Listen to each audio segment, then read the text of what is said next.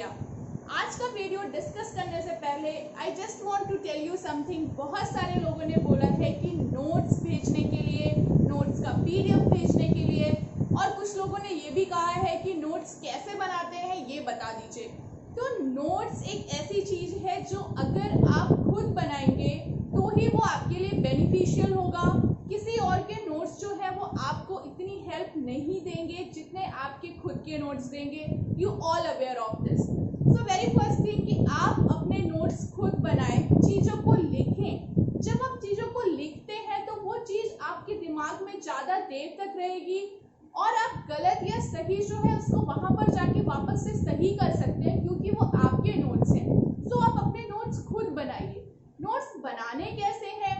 तो नोट्स बनाने का 3 जरूरी चीज़ें हैं। पहली चीज़, नोट्स बनाते समय बहुत फैंसी नहीं करना है कि आपको 10 तरह के पेन लाने हैं, हेडिंग लिखनी है, लाइन खींचनी है। इतनी ज़्यादा मेहनत करने की नीड नहीं है। आप सिंपल एक पेन लीजिए और चीज़ें जो हैं उसे पढ़िए। पढ़ने के बाद आपको लगता है कि जो चीज़ आपको भूल जाएगी आप सिर्फ उसको लिखिए। जो आपको लगता है कि आपको याद हो गई है उसे आपको लिखने की नीड नहीं है। और आप जब लिख रहे हैं तो बहुत सारा इज, एम, आर, द, विच, ये सारे वर्ड्स लिखने की नीड नहीं है। सिर्फ उतनी चीजें लिखिए जितनी उससे रिलेटेड हैं या फिर जो उसके कीवर्ड्स हैं। तीसरी चीज जो है, आप जब अपने नोट्स बना रहे हैं तो उसे अलग अलग जगह मत बनाइए कि आज किसी कॉपी के पीछे लिख लिया, कल किसी और कॉपी के पीछे लिख लिया। आप अपने नोट्स जो है वो एक जगह बनाइए सो दैट आप जब भी उसे खोलें तो उसे एक ही जगह आपका जो डेटा है वो कलेक्टेड आपको मिल जाए। नोट्स जो है वो आप अपने खुद बनाइए। मैं जो भी क्लास ले रही हूँ, बोर्ड पे मैं जितनी चीजें लिखती हूँ, अगर आप वो भी कॉपी करेंगे that would be too much for you अगर आप कुछ भी नहीं लिखते हैं। और अगर आप इस बारे में बात करें कि मैं सारा सिलेबस कंप्लीट करूंगी या नहीं, या फिर सिलेबस में बहुत सारी और भी चीजें हैं, तो ना तो मैं सिलेबस प्रेडिक्ट कर सकती हूँ ना तो आप, क्योंकि जो एग्जाम होगा उसमें क्या आएगा किसी को नहीं पता है। और जो सिलेबस हमें यूपीटीजीटी से मिला है उसमें चीजें जो है बहुत कन्फाइंड है। उसमें वो सारी चीजें लिखी भी नहीं है जो अगर आप प्रैक्टिस सेट देखें तो उसमें दी है। फिर बात आती है कि किस पे ट्रस्ट करें, कौन सी चीज पढ़े, कौन सी चीज ना पढ़े। Then there is a simple formula कि आपने बी पीरियड में जो भी चीजें पढ़ी हैं एक्सेप्ट रिसर्च एंड स्टैट, आपको सारी चीजें पढ़नी। बट क्या आपके लिए पॉसिबल है सारी चीजों को एक महीने में पढ़ना? तो शायद मेरे लिए भी पॉसिबल नहीं है वो सारी चीजों को एक महीने में पढ़ा देना। बट बहुत सारे वीडियोस जो है वो ऑलरेडी अवेलेबल हैं।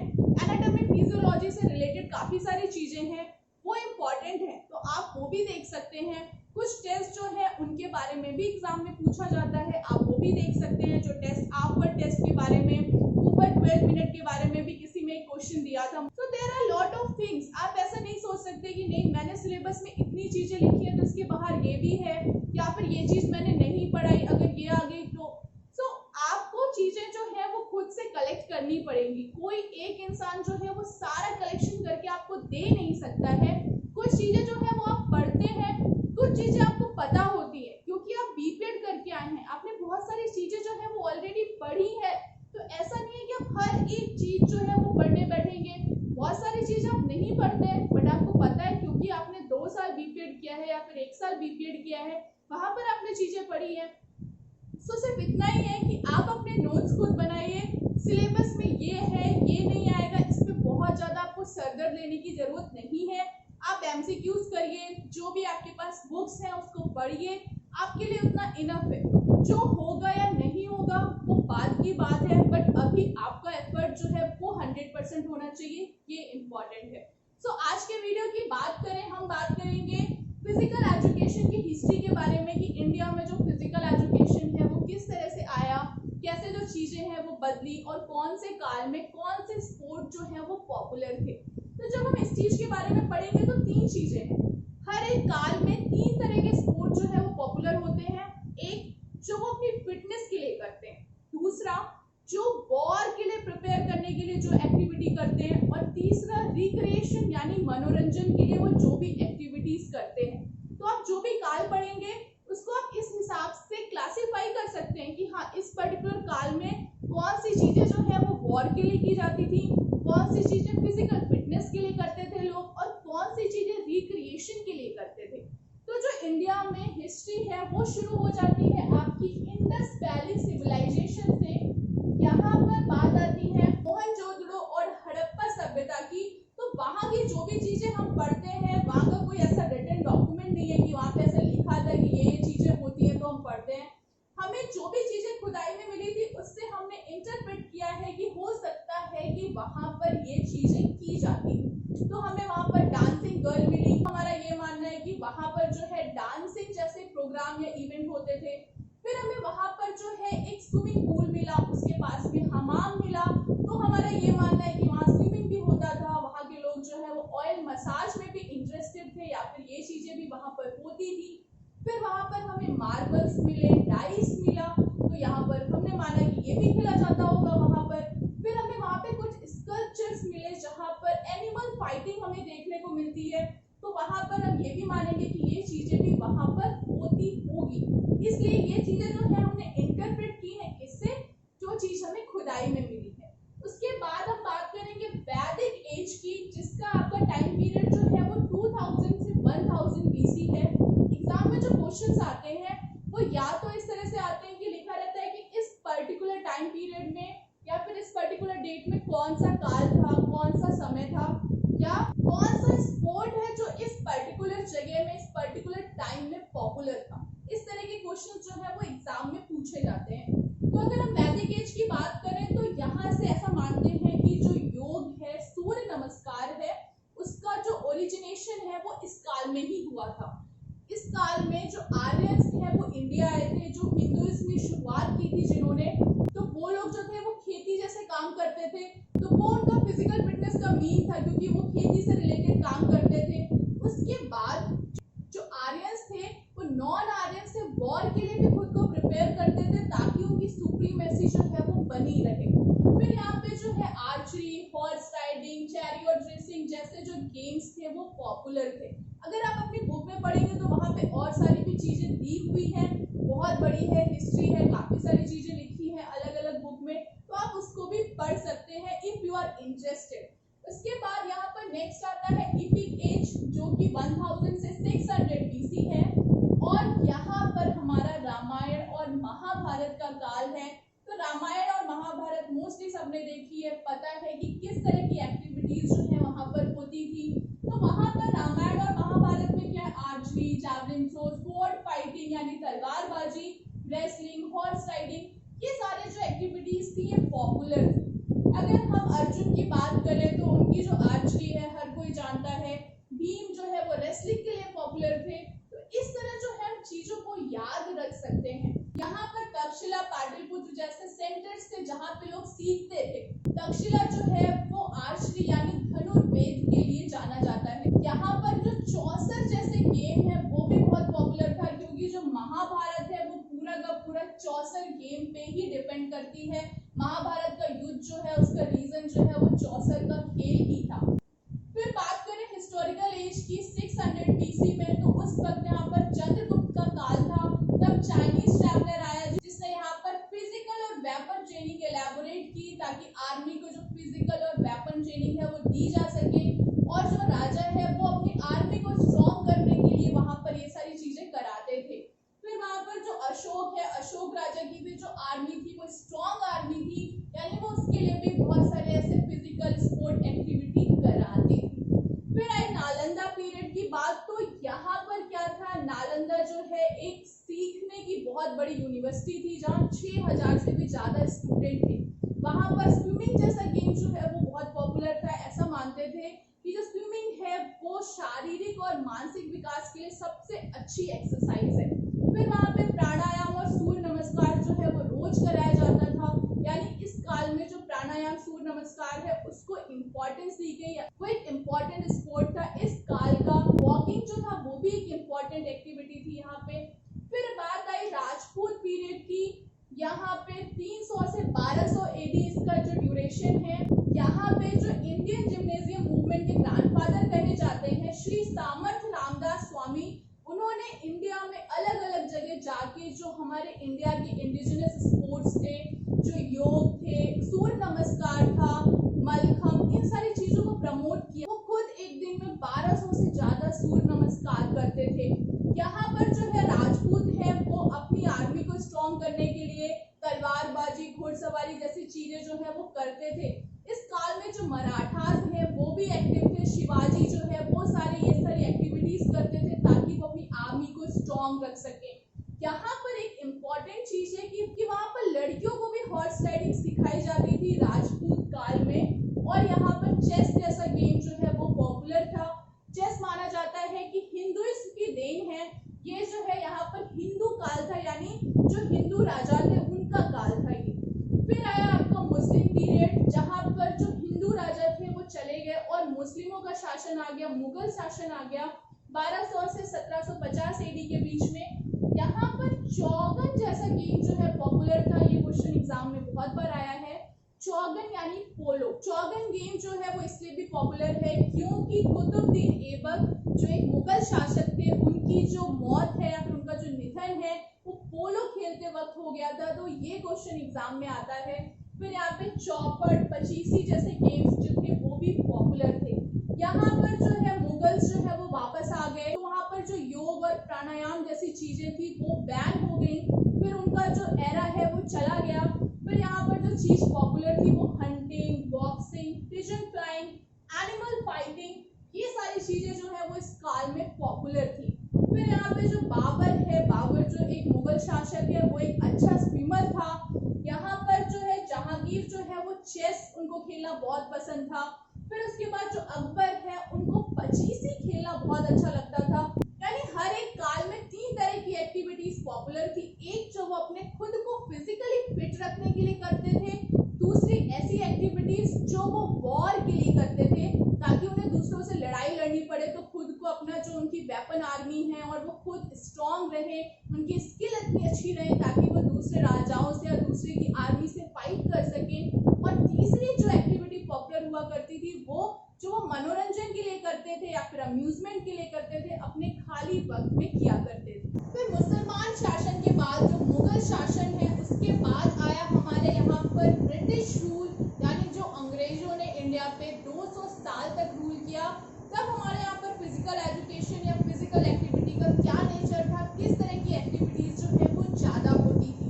तो हमारे यहाँ पर जो भी एक्टिविटीज पहले हुआ करती थी वो अंग्रेजों के आने के बाद क्या हुआ कि जो लोग हैं वो वेस्टर्न सिविलाइजेशन से इन्फ्लुएंस हो गए, क्योंकि जो उनको वेस्टर्न सिविलाइजेशन जो है वहाँ के जो गेम्स हैं वो उनको ज़्यादा इंटरेस्टिंग लगने लगे। जो हमारे यहाँ के ट्रेडिशनल गेम्स थे उसमें बहुत ही कम यूज होता था किसी भी तरह के इक्विपमेंट्स का। यहाँ पर क्या हुआ, जो हमारे इंडिजिनस एक्टिविटीज थी यानी हमारे जो ट्रेडिशनल एक्टिविटीज थी, ट्रेडिशनल गेम्स थे, वो धीरे धीरे खत्म होने लगे। जो वेस्टर्न गेम्स थे, वॉलीबॉल, क्रिकेट, ये सारी चीजें जो है वो पॉपुलर होने लगी इंडिया में अंग्रेजों के आने से। तो फिर क्या है, कुछ ऐसे भी लोग थे जो अपने देश में जो अपनी चीजों को बचाने के लिए कोशिश कर रहे थे ताकि उनकी जो एक्टिविटीज हैं वो इंस्टिंक्ट ना हो जाए, खत्म ना हो जाए, उनकी जो इंडिजिनस स्पोर्ट्स हैं वो भी अलाइव रहे। तो उसके लिए क्या हुआ कि जो वैद्या ब्रदर्स थे उन्होंने 1914 में हनुमान व्यायाम प्रसारक मंडल को खोला, उसकी शुरुआत की और वहां पर सिर्फ इंडिजिनस स्पोर्ट्स ही कराए जाते थे, जैसे खो खो, कबड्डी, मलखम, आत्या पात्या, ये सारी चीजें ही वहां पर कराई जाती थी जो कि हमारे यहाँ के इंडिया के इंडिजिनस स्पोर्ट्स के पारंपरिक खेल थे। तो उसको प्रमोट करने के लिए जो है सबसे पहली चीज जो आई दैट इज HVPM, हनुमान व्यायाम प्रसारक मंडल। ये एग्जाम में बहुत आता है कि इसका ईयर कौन सा है या फिर इसको किसने शुरू किया। तो 1914 में आपका HVPM जो है वो शुरू हुआ था। फिर 1920 में जो है इंडिया में YMCA college of physical education खुला मद्रास में, जो कि SC बक ने खोला था। वहाँ के प्रिंसिपल भी सबसे पहले SC बक थे, वो इंडिया में लेकर आए YMCA को। और YMCA में जो एक्टिविटीज या गेम्स कराए जाते थे वो यूजुअली वो गेम्स थे जो कि YMCA स्प्रिंगफील्ड से आए थे, जैसे कि बास्केटबॉल, वॉलीबॉल। तो YMCA आने के बाद इंडिया में जो ये सारे गेम्स हैं इनको पॉपुलैरिटी मिलने लगी और इन गेम्स को भी जो लोग हैं वो जानने लगे। उसके बाद क्या हुआ, 1924 में HVPM ने क्या किया कि एक 5 वीक प्लान शुरू किया। 5 वीक प्लान जहाँ पे वो इंडिजिनस गेम्स और स्पोर्ट्स को सिखाते थे। फिर 1927 में इंडियन ओलंपिक एसोसिएशन बनी, जिसके सबसे पहले प्रेसिडेंट थे सर दोराबजी। दोराबजी जमशेदजी टाटा। ये क्वेश्चन भी एग्जाम में आता है कि जो IOA है या फिर इंडियन ओलंपिक एसोसिएशन है वो कब बना, तो 1927 में बना। और उसके सबसे पहले प्रेसिडेंट कौन थे, तो वो थे सर दोराबजी जमशेदजी टाटा। उसके बाद 1931 में government college of physical education खुला जो कि हैदराबाद में खुला। उसके बाद 1932 में खुला क्रिश्चियन कॉलेज ऑफ लखनऊ जो कि लखनऊ में है। और 1936 में HPPM जो है वो गया बर्लिन ओलंपिक में अपने गेम्स को डेमोन्स्ट्रेट करने। तो 1947 से पहले जो इम्पोर्टेंट चीज आपको याद रखनी है, इंडिपेंडेंस से पहले इंडिया में फिजिकल एजुकेशन की हिस्ट्री तो वो सिर्फ इतनी सी है। फिर बात करें कि इंडिपेंडेंस के बाद जो है इंडिया में फिजिकल एजुकेशन का क्या ग्रोथ रहा, कौन कौन सी कमेटी बनी, क्या क्या चीजें हुई फिजिकल एजुकेशन से related.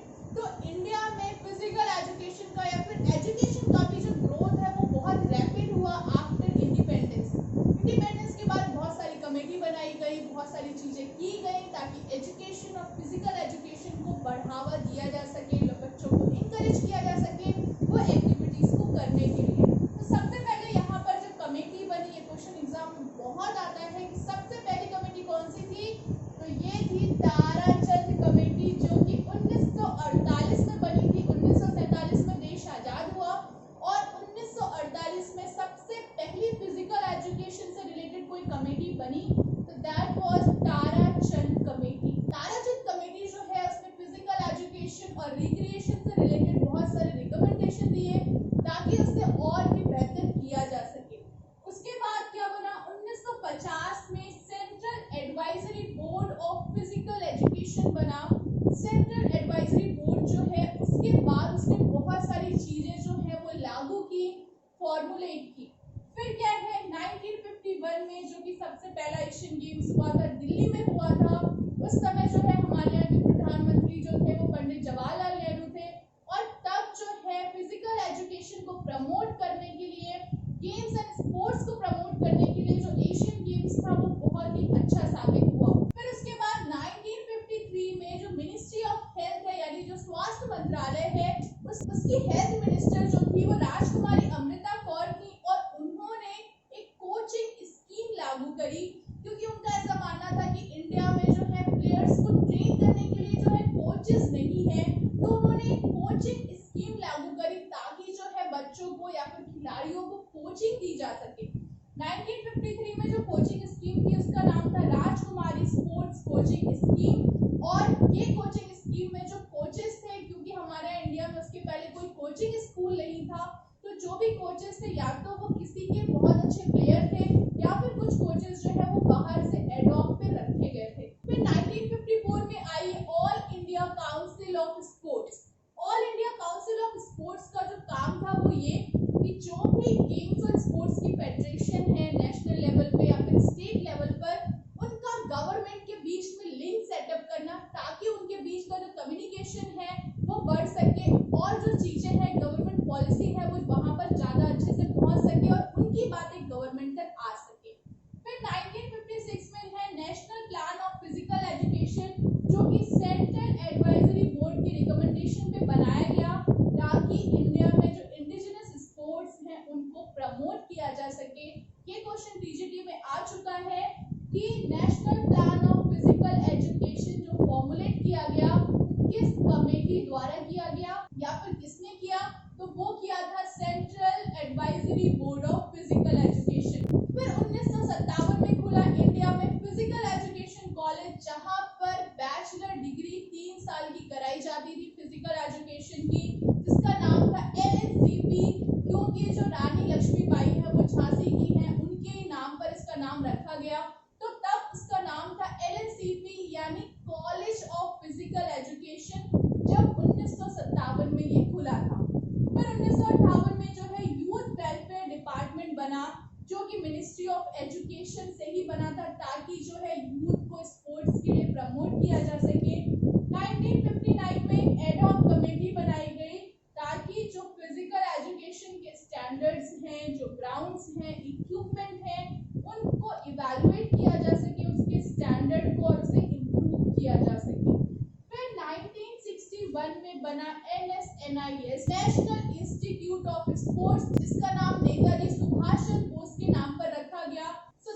Netaji Subhash Chandra national institute of sports, जो कि मोती बाग पटियाला में खुला, और वो इसलिए खोला गया ताकि दक्ष कोच, अच्छे कोचेस जो है वो बनाए जा सके, ताकि अच्छे कोचेस जो है वो तैयार किए जा सके और जो खेल है उनके लेवल को बढ़ाया जा सके। फिर 1965 में नेशनल फिटनेस कॉर्प्स का गठन हुआ, जिसका काम था स्कूलों में फिजिकल एजुकेशन को प्रमोट करना। फिर 1970-71 में रूरल स्पोर्ट्स टूर्नामेंट जो है शुरू किए गए, ताकि जो गांव में जो बच्चे हैं, जो टैलेंट है, जो यूथ है, वहां से वो टैलेंट आइडेंटिफिकेशन किया जा सके। और यहाँ पर स्पोर्ट्स टैलेंट सर्च स्कॉलरशिप भी शुरू की गई, जो कि स्टेट लेवल और नेशनल लेवल के जो स्पोर्ट्स पर्सन है या फिर जो खिलाड़ी हैं उनको स्कॉलरशिप देने के लिए। फिर 1982 में जो एशियन गेम्स है वो दोबारा हुआ, सबसे पहले 1951 में हुआ था इंडिया में, और दोबारा 1982 में फिर से एशियन गेम्स इंडिया में कराए गए। इस टाइम जब एशियन गेम्स कराया गया तो इंडिया में जो इंफ्रास्ट्रक्चर है, जो इक्विपमेंट है, उनकी क्वालिटीज और इन सारी चीजों को इम्प्रूव करने पर विशेष ध्यान दिया गया। यहाँ पर डिपार्टमेंट ऑफ स्पोर्ट भी बनाया गया, जिसको 1985 में जिसका नाम बदल के department of youth affairs and sports कर दिया गया था, और 2000 में उसका नाम ministry of youth affairs and sports कर दिया गया। ये डिपार्टमेंट ऑफ स्पोर्ट जो कि एशियन गेम्स के टाइम बनाया गया था। फिर 1984 में जो है वो साई का गठन हुआ। साई जो है that is sports authority of India. And फिर 1995 में जो यहाँ पर LNCP यानी जो कॉलेज ऑफ फिजिकल एजुकेशन था, उसको यहाँ पर बना दिया गया LNIPE यानी इंस्टीट्यूट ऑफ फिजिकल एजुकेशन।